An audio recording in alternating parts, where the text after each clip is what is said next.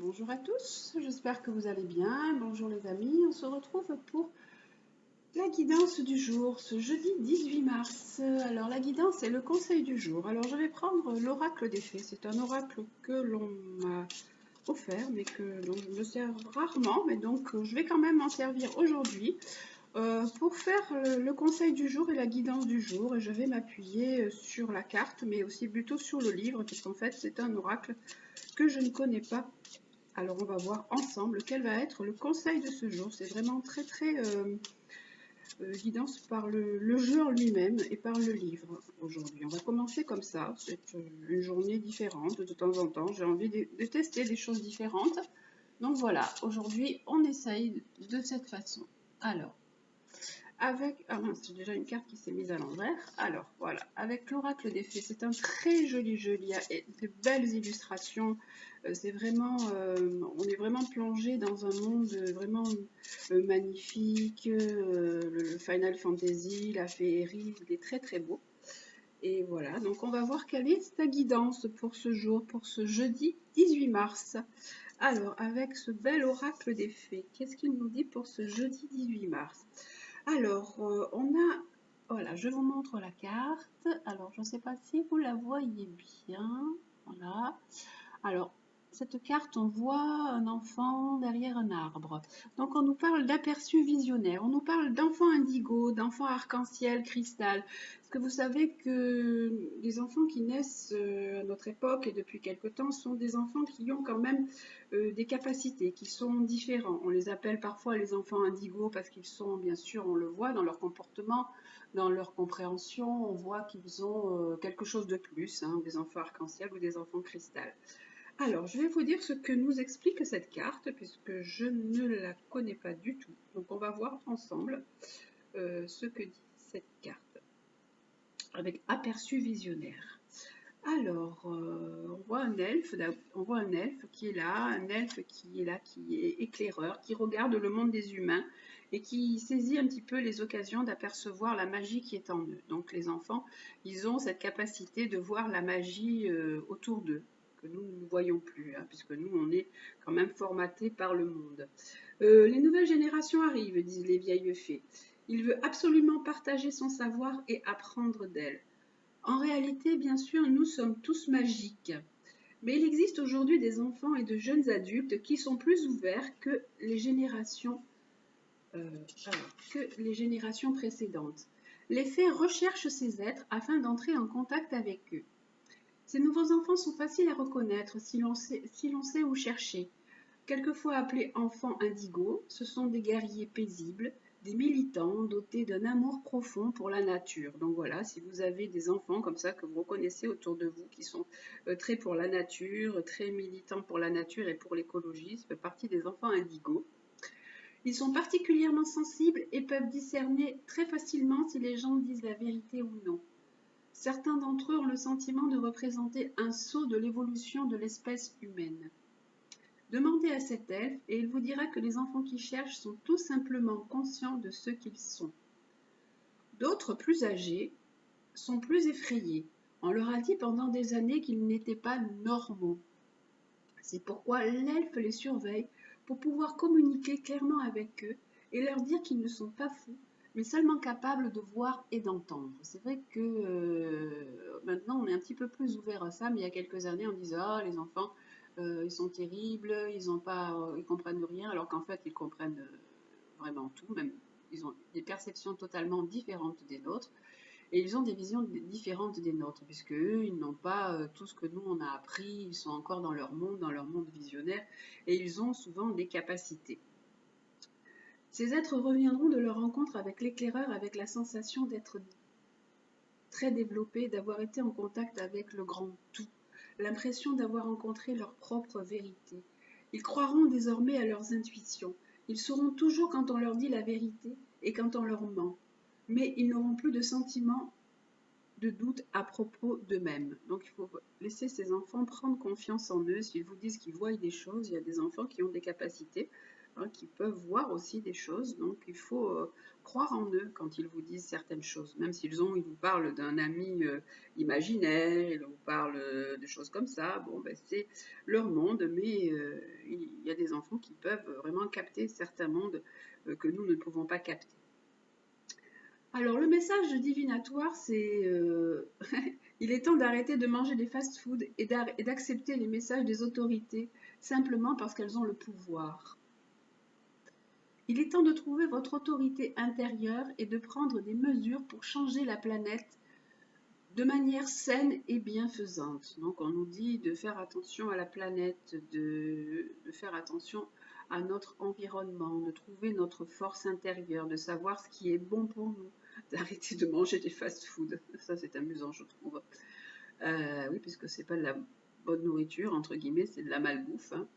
Il est temps de transformer votre colère au sujet de la politique, de l'ego et des régimes politiques répressifs en activités pacifiques et significatives en faveur de ce que vous croyez. Ah ben là, c'est vraiment adapté en ce moment. Hein, en fait, si en ce moment on est un petit peu révolté contre la politique, contre tout ce qui se passe, contre tout ce qu'on nous dit, ben, il est temps de s'intérioriser et de savoir vraiment ce que l'on veut et ce que l'on croit nous. Vous devez commencer dès à présent à repousser les illusions et à élever la voix. Les faits vous ont repéré comme un être humain évolué, et à cet égard, vous devez à votre propre vérité et non à celle d'une source extérieure d'autorité. Donc on vous dit que si vous avez des convictions, eh bien gardez vos convictions, restez intègre et fidèle à ce que vous croyez. Refusez qu'on vous mène par le bout du nez. Protégez la nature et les gens et vous trouverez le bonheur et l'équilibre. Vous faites partie d'un nouveau monde, celui dans lequel nous vivons en ce moment. Plus vous serez honnête et authentique, plus la planète, ses habitants et ses créatures s'en porteront mieux. Donc voilà, on vous dit de rester honnête avec vous-même, de rester dans vos valeurs, d'être comme cet enfant qui est là, un éclaireur. Vous regardez, vous observez ce qui se passe et vous prenez en fait ce qui est bon pour vous. Voilà, donc c'est le conseil des fées aujourd'hui. C'est très joli en fait. Voilà, donc j'espère que de commencer par ça, ça vous aura plu. Je trouvais cette carte intéressante et en fait le jeu, c'est vrai que je m'en sers peu, mais bon, il apporte quand même de bons conseils, de très bons conseils, je trouve. On va continuer du coup avec l'oracle de Gaïa pour voir lui aussi ce qu'il nous dit pour ce jeudi 18 mars. Avec l'oracle de Gaïa, qu'est-ce qu'il nous dit lui pour cette journée de jeudi 18 mars en guidance et en conseil. Alors, l'oracle de Gaïa, qu'est-ce qu'il nous propose pour cette journée de jeudi 18? Alors, il nous dit. Alors, oh, lui, il nous parle de deuil, de tristesse, de douleur. On est dans la perte de quelque chose, dans la perte d'une situation ou la perte de quelqu'un. Et donc, on est dans la peine, dans la tristesse et dans la douleur. Mais on nous dit que avec cette carte, en fait, vous le savez, hein, rien ne se perd et en fait, tout se transforme. Et qu'après les jours difficiles, vient toujours des jours. Après la pluie vient le beau temps, on voit le soleil là sur la carte et que on peut passer par des périodes de douleur, de tristesse, ce qui est normal quand on perd quelqu'un ou dans une situation où on perd tout aussi. Et donc après, on arrive à revenir, à renaître après tout ça. C'est sûr que c'est un long processus pour certains, il y en a qui ont du mal vraiment à le faire, mais en fait c'est le processus de la vie, hein, donc c'est ce que cette carte nous explique. Je vais en prendre une deuxième, et on nous parle, on a Ganesha,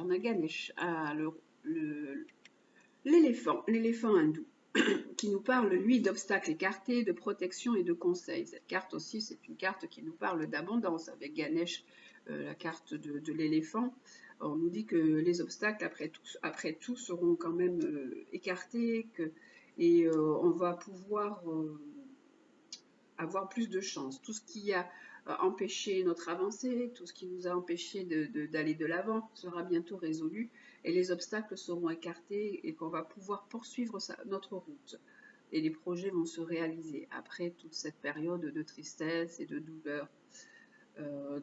Quand même, voilà, les circonstances, pour l'instant, elles n'étaient pas favorables, mais maintenant, ça y est, les efforts ont certainement porté ses fruits et vous allez avoir vraiment satisfaction avec cette belle carte de Ganesh, l'éléphant hindou. Maintenant, le moment est venu pour arriver à ce que vous souhaitez.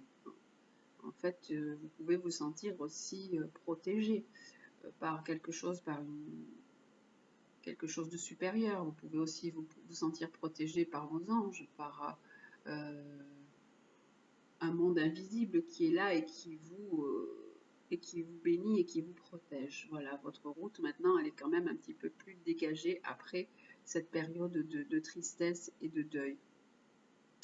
Et la troisième, là, on va la mettre là au milieu.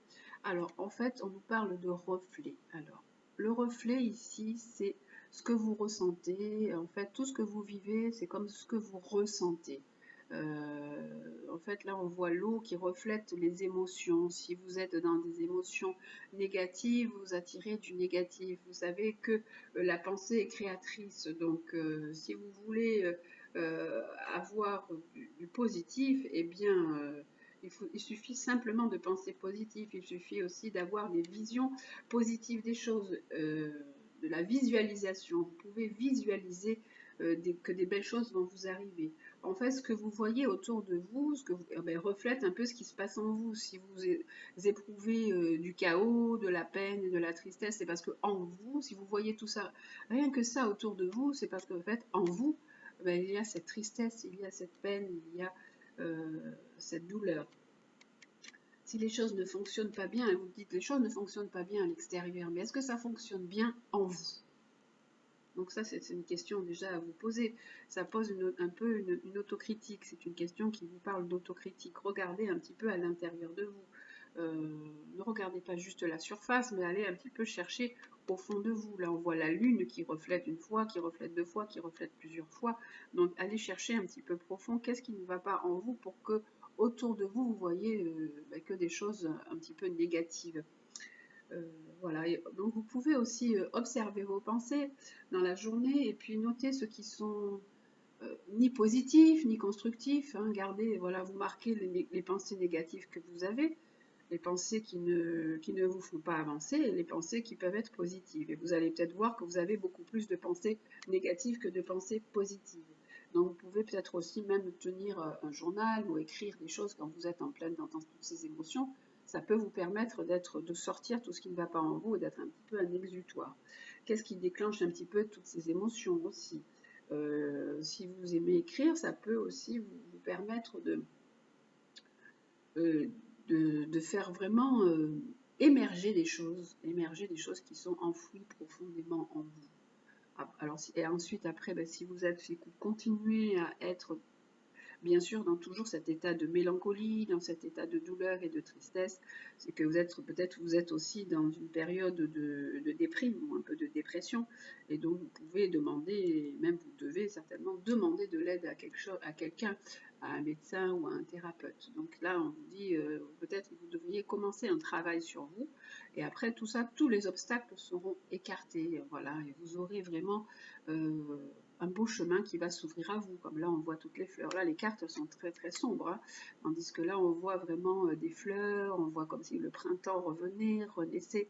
Donc voilà, il faut effectuer un travail sur vous pour pouvoir améliorer votre intériorité et votre état d'être si vous êtes dans un mal-être.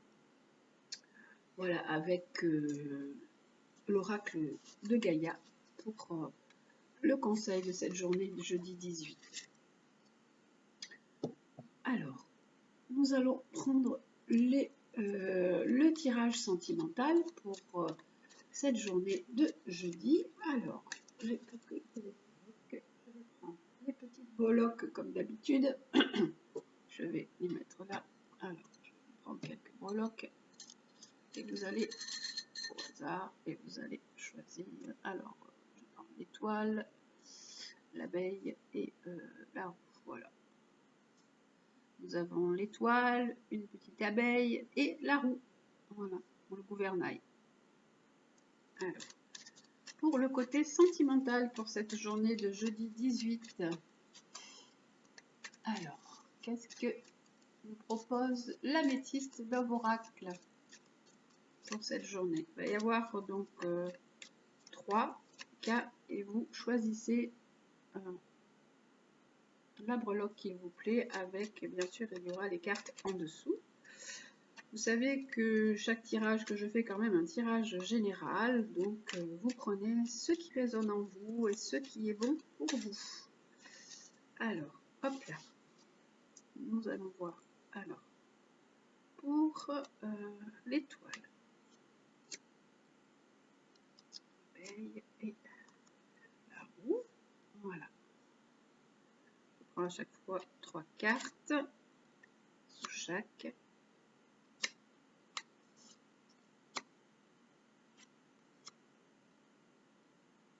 Voilà. Alors, hop. Hop là, les cartes vont tomber. Je vais les mettre sur le côté. Alors, sous l'étoile, nous avons en premier une rencontre. Alors, vous pouvez donc faire une rencontre subite avec un inconnu. Voilà. Quelque chose de beau qui s'annonce. Là, il y a quand même, avec la personne avec qui vous êtes dans une ou pas, hein, donc vous êtes peut-être avec quelqu'un, mais je pense, et donc là, on nous parle d'amitié sincère. Alors là, on nous dit que vous allez rencontrer quelqu'un. Là, vous êtes dans une amitié sincère, dans une loyauté, votre relation, elle se base plus sur le côté amitié, fidélité, intégrité. Parce qu'en fait, vous pensez que vous êtes quand même dans une relation karmique avec cette personne, vous vous entendez bien, vous avez des affinités et pensez que c'est une relation qui date déjà du passé, que vous êtes peut-être déjà connu de par le passé. Et là, on vous annonce quand même une nouvelle rencontre, hein, malgré cette personne avec qui vous êtes déjà et que vous pensez que vous êtes dans une relation stable, mais qui est plus tournée vers l'amitié que vers l'amour en fait. Hein. Une relation amour-amitié. Avec l'abeille, la petite abeille, elle nous dit, alors on nous parle de cœur blessé, on nous parle de chagrin, on nous dit qu'il y a eu des blessures sentimentales, des pleurs, que là vous avez reçu des messages, vous avez eu des écrits et qui vous ont perturbé, qui vous ont blessé. Et là, on nous parle de séparation. Alors, il se peut que aussi vous ayez rompu, ça peut se faire aussi, puisqu'on voit les messages, que vous ayez rompu par message, par courrier, que vous ayez eu des mots qui vous ont vraiment touché, qui vous ont vraiment causé du chagrin et des pleurs, puisqu'en fait, là, on nous parle de séparation. Pour les personnes qui ont choisi le gouvernail, là, la roue, alors, on a une réconciliation. On a envie de retrouver la paix dans la paix, l'harmonie et l'amour dans la relation. On a une relation qui a quand même un amour qui est là, un amour qui est véritable, on a aussi une belle affection, on a envie de continuer peut-être un bout de chemin avec cette personne et on a envie que la relation se passe au mieux. Et là, on parle d'une femme, hein, voilà, on parle de vous en tant que femme qui avait, je pense, envie de réharmoniser une certaine situation avec votre compagnon. On va reprendre une carte sur celle-ci, sur la dernière. Voilà, on nous dit que voilà, vous avez vraiment envie que cette réconciliation soit vraiment heureuse, chaleureuse et détendue. Alors cette réconciliation peut aussi avoir lieu, puisque là on a la carte de l'été, peut se passer cet été. Ça peut concerner des personnes qui sont aussi Cancer, Lion ou Vierge. Là, pour la rupture, je vais quand même aussi mettre une carte sur la rupture, là. Et on nous dit que, alors, suite à cette rupture, dans quelques temps, il va y avoir une nouvelle personne qui va arriver dans votre vie, dans les 3 mois qui viennent. Voilà.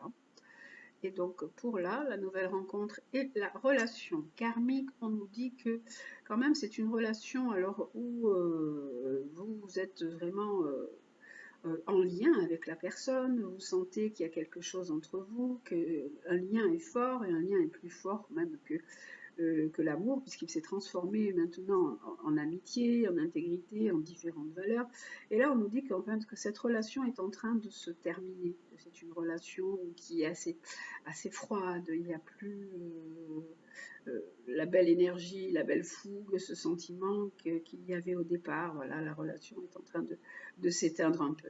Et là, on nous disait qu'il y avait une rencontre avec un inconnu.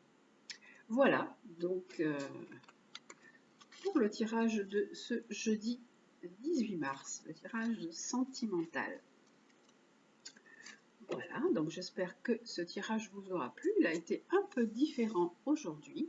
Et on va prendre quand même le conseil avec le petit oracle de Gaïa. On va prendre juste un conseil, puisqu'on a eu au début quand même le beau conseil des fées qui nous disait de rester intègre, de croire en nos propres valeurs, d'être fidèle à ce que l'on sent, voilà, d'être comme un peu un éclaireur, de regarder comment évoluent les choses, comment se passent les choses, avant de prendre nos propres décisions aussi, hein, d'être... Alors, on va regarder, lui, le petit oracle de Gaïa, qu'est-ce qu'il nous dit aussi pour cette journée.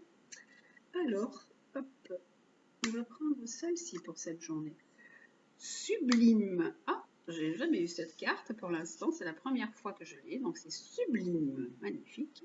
Utilise l'image du forgeron qui transforme le métal en acier pour t'inspirer. Examine tes souffrances, tes sentiments d'échec et sublime-les en force, en pouvoir lumineux. En fait, elles répondent un peu aux cartes de Gaïa, hein, puisque aux cartes de Gaïa, on avait des souffrances, on avait des douleurs, on avait des sentiments peut-être d'échec et de perte. Et là, on nous dit avec cette carte d'utiliser une image. Vous êtes comme un forgeron qui va transformer le métal en acier, qui va lui donner une forme. Vous allez, à force de douleur, à force de souffrance, avec vos expériences, vous allez arriver à surmonter des choses et à les transformer en un beau pouvoir lumineux.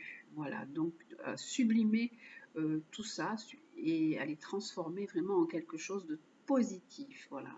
Et donc ça, c'était l'image. On utilise l'image du forgeron qui transforme le métal en acier, comme si que vous étiez un sculpteur ou une sculptrice, vous sculptiez votre vie.